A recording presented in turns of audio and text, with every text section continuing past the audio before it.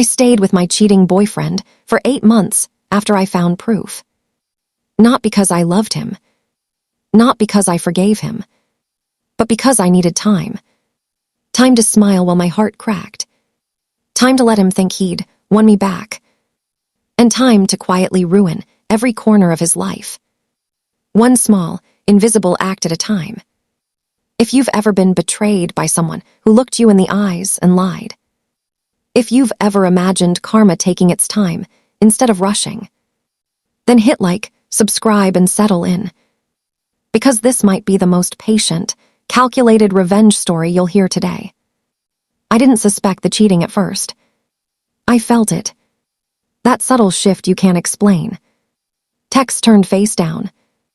A phone that never left his hand. Laughing at messages he wouldn't share.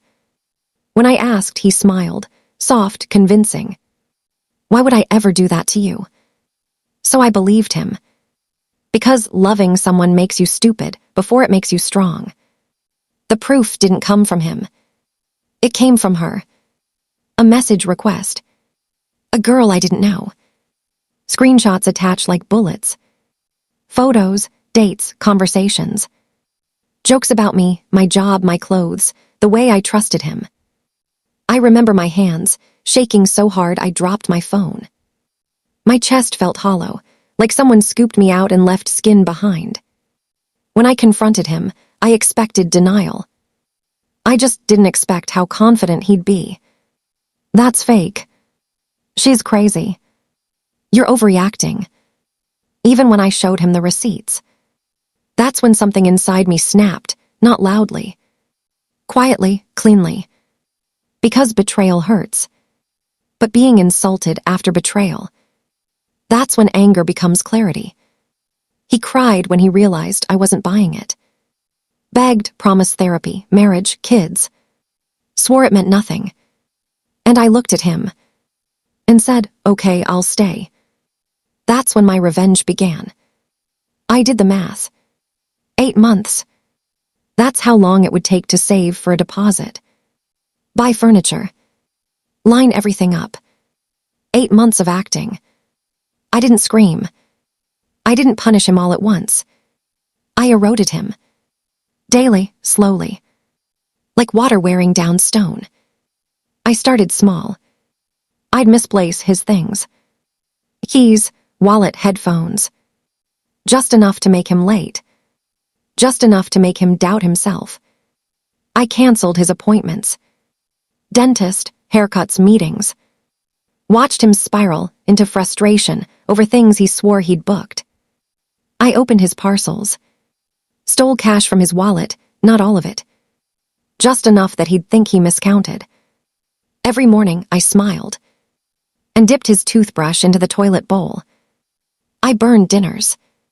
Or cooked meals I knew he hated. I told his parents about the cheating.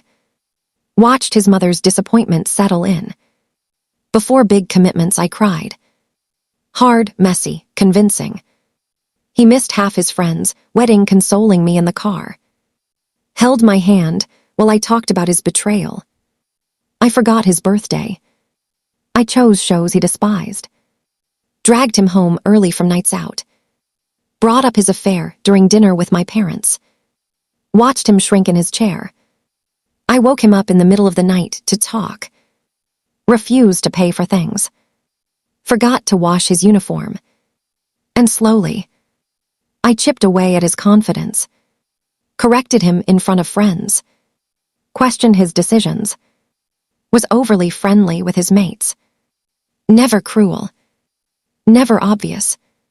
Just constant. Every time he sighed.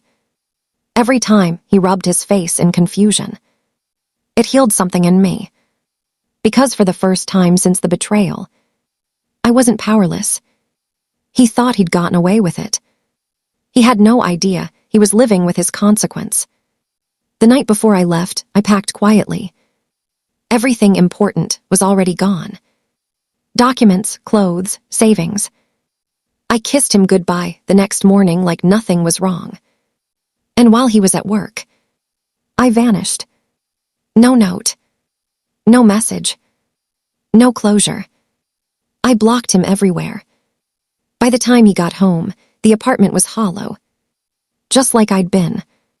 He called my phone, straight to voicemail. Texted, panicked. Nothing.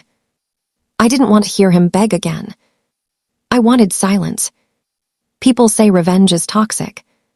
But sometimes, it's not about hurting someone. It's about taking your power back.